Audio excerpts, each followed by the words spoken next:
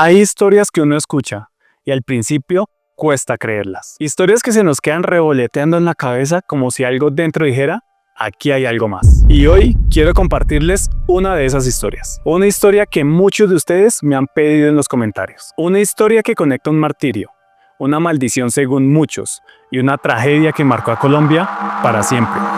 Armero.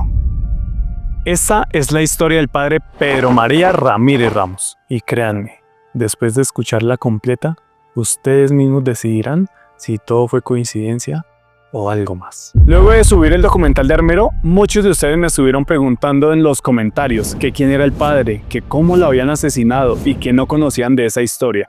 El padre maldijo el pueblo, dicen muchos. Yo también escuché esa frase que se le atribuyeron al padre antes de morir. No quedará piedra sobre piedra. Hoy vamos a entender de dónde viene, pero para hacerlo debemos remontarnos al año 1948.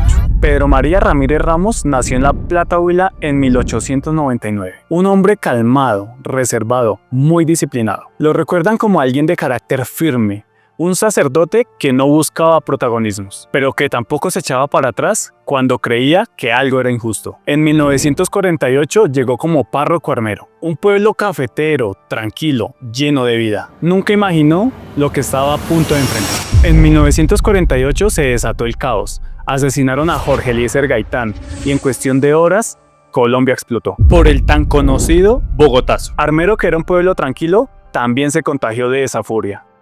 Y aquí aparece la parte que muchas veces nadie explica bien, pero que es clave para entender por qué el padre fue señalado. En esa época el país estaba totalmente dividido, liberales versus conservadores. Y aunque el padre Pedro nunca fue político, nunca hizo campaña y nunca dio un discurso partidista, los rumores que llegaban lo pusieron del lado conservador. La razón, sencilla y dolorosa, muchos sacerdotes en esa época eran identificados automáticamente como conservadores, así ellos no lo hubieran dicho. Y cuando Gaitán, el líder del Partido Liberal, fue asesinado, empezaron a correr una cadena de rumores en Armero. La gente gritaba que los conservadores tenían la culpa y que el cura era uno de ellos. Se encontraba en la mira de los liberales que lo acusaban de oponerse a la revolución. En ese momento no importaban pruebas, no importaban palabras y mucho menos quién era él.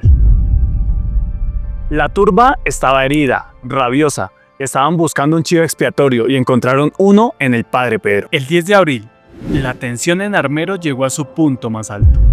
Un grupo de hombres irrumpió en la casa cural con el pretexto de buscar las supuestas armas que, según los rumores, el padre escondía para detener la revolución. No encontraron nada, pero con varillas y machetes destruyeron cuanto objeto religioso había a su paso. Las monjas, paralizadas por el miedo, apenas podían respirar. Algunos vecinos ya le habían suplicado al padre Pedro María que se fuera, que algo terrible estaba por venir, pero él, con una calma que nadie entendía, solo respondió que no abandonaría a su pueblo, que ellos lo necesitaban. A las 10 de la mañana del día siguiente, como si intuyera el destino, reunió a las hermanas y les pidió que prepararan las maletas por si era necesario huir. Luego les dio la que sería la última comunión. Fue un momento silencioso, casi premonitorio. Y a las 5 de la tarde, el miedo se volvió realidad. Varias explosiones estremecieron al pueblo. La gente corría hacia la iglesia, convencida de que esos estallidos habían sido activados desde el interior de ella. Entraron a la iglesia,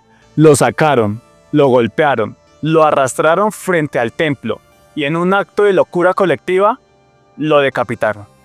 Fue entonces cuando un hombre llamado Camilo Leal se acercó al padre por la espalda. Lo abrazó, no para protegerlo, sino para entregarlo a la multitud. Mientras lo sujetaba, le murmuró con resignación: «Camine, padrecito, ¿ya qué podemos hacer?». Y así, casi arrastrándolo, lo sacó del templo. Afuera, frente a la iglesia y al parque, lo esperaba una turba desbordada. Con garrotes, varillas y machetes comenzaron a golpearlo sin piedad. Entre los gritos, un hombre lanzó una acusación que encendió aún más el odio. «Padre, con que usted quería acabar con toda esta humanidad». El padre, herido y tambaleando, alcanzó a responder: «Yo soy inocente de todo, perdónenme, que yo soy inocente». Pero sus súplicas se ahogaron entre los gritos que invitaban a seguir golpeándolo. Los machetes brillaban entre la multitud, las varillas caían una y otra vez en su cuerpo, y el último golpe, un machetazo brutal en la nuca. Se lo propinó un hombre llamado Arturo Giraldo, conocido en el pueblo como el loco. Se dice que prácticamente sin cabeza y en los últimos movimientos que su cuerpo alcanzó a dar antes de dejar este plano terrenal, el padre pronunció una frase que dejó helados a todos quienes escucharon. No quedará piedra sobre piedra en Armero. Nadie quería hacerse cargo del cuerpo del padre, pero finalmente la turba llevó lo que quedó de él y lo arrojó en una cuneta en la entrada del cementerio. Todo por política, por miedo, por rumores, por odio, por una división que Colombia ha cargado por décadas y que ese día se llevó una vida que no tenía nada que ver con la pelea. Aquí viene una de esas partes que la historia oficial no detalla, pero que Armero entero ha contado siempre.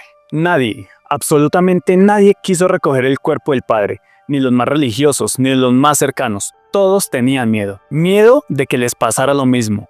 Miedo de que lo señalaran. Y entonces ocurrió algo que todavía conmueve. Cuando la turba lo dejó abandonado junto al cementerio, fueron las prostitutas del pueblo quienes, con más humanidad que muchos otros, recogieron su cuerpo y decidieron darle cristiana sepultura. El sepulturero, aterrado por las creencias de la época, le quitó la sotana, la roció con gasolina y la encendió. Entonces se decía que si un sacerdote era enterrado con su sotana, podía volver del más allá a espantar a quienes habían acabado con su vida. 22 días después, llegaron los familiares del padre para reclamar su cuerpo y trasladarlo a su ciudad natal. Ellas, en silencio, sin cámaras, sin testigos, sin gloria. Lo hicieron a escondidas, casi como un acto clandestino, pero profundamente humano. Lo llevaron hasta su tierra natal, La Plata, Huila. Lo enterraron en el cementerio central, donde descansó por décadas en paz. 5 personas fueron detenidas por el crimen del padre, pero la historia no terminó allí. En junio de 1950, mientras cumplían condena en la penitenciaría de Ibagué, 2 de los responsables pidieron un cambio de celda. Afirmaron, aterrados, que el padre se les había aparecido.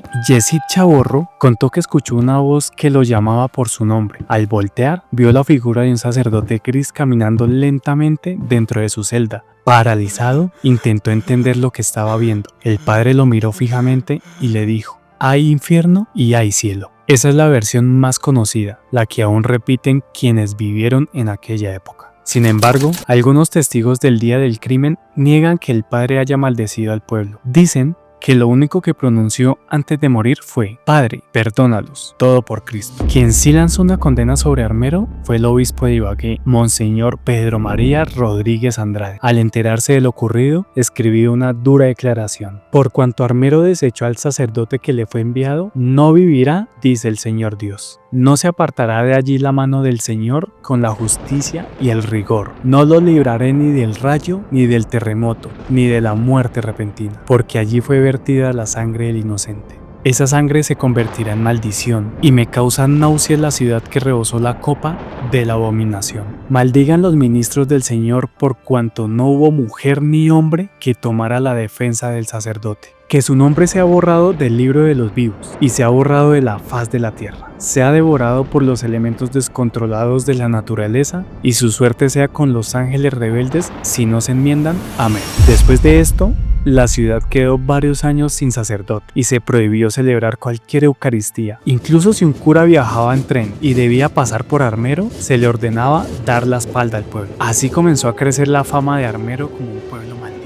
El tiempo pasó y la figura del padre cambió para muchos. Su historia empezó a verse no como un acto político, sino como un martirio. El 8 de septiembre del 2017, en la ciudad de Villavicencio, se celebró la beatificación del mártir de Armero, el padre Pedro María Ramírez Ramos. De ahora en adelante serán llamados beatos y se podrá celebrar su fiesta cada año en los lugares y el modo establecido por el derecho, el 3 y el 24 de octubre respectivamente.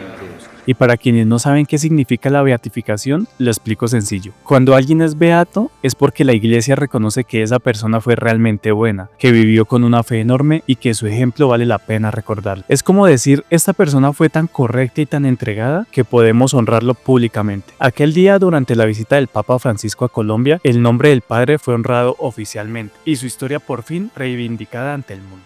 En 2018, 70 años después, su tumba fue abierta nuevamente. Sus restos fueron exhumados y trasladados con honores al Templo de San Sebastián en La Plata, Huila. Hoy descansan allí en un templo especial donde miles de peregrinos van a pedir favores o agradecer milagros. Y ahora viene la parte que muchos querían entender. Décadas después, Armero fue arrasada por la avalancha del 13 de noviembre de 1985. Y aquí entra la tradición oral del pueblo. Esa que se cuenta bajito como si diera miedo contarla en voz alta. Se cuenta que en Armero hubo 2 lugares donde la avalancha no tocó. El primero es el lugar donde habitaban las prostitutas y el segundo es el cementerio. La gente del pueblo lo interpretó como cumplimiento a aquellas frases que el padre dijo en su momento. No quedará piedra sobre piedra y quien crea en mí, nada le pasará. ¿Fue una coincidencia? ¿Fue una maldición? ¿O es la forma en la que intenta un pueblo darle sentido al horror? La respuesta no la tiene nadie. Hoy podemos mirar hacia atrás y ver esta historia desde muchos ángulos. La injusticia, la fe, el arrepentimiento, el dolor y también la memoria. Si algo nos enseñó el padre Pedro María Ramírez Ramos es que una historia no se termina cuando alguien muere. Muchas veces apenas comienza. Y ahora que ustedes conocen esta versión completa, yo les pregunto, ¿fue una maldición? ¿Fue fe? ¿Fue simple destino? ¿O fue memoria colectiva tratando de explicar una tragedia? Los leo en los comentarios. Si quieres que sigamos descubriendo historias como esta juntos, suscríbete al canal. No olvides dejar tu like y compártelo. Porque aquí seguiremos contando lo que muchos olvidaron y buscando respuestas donde otros ya no miran.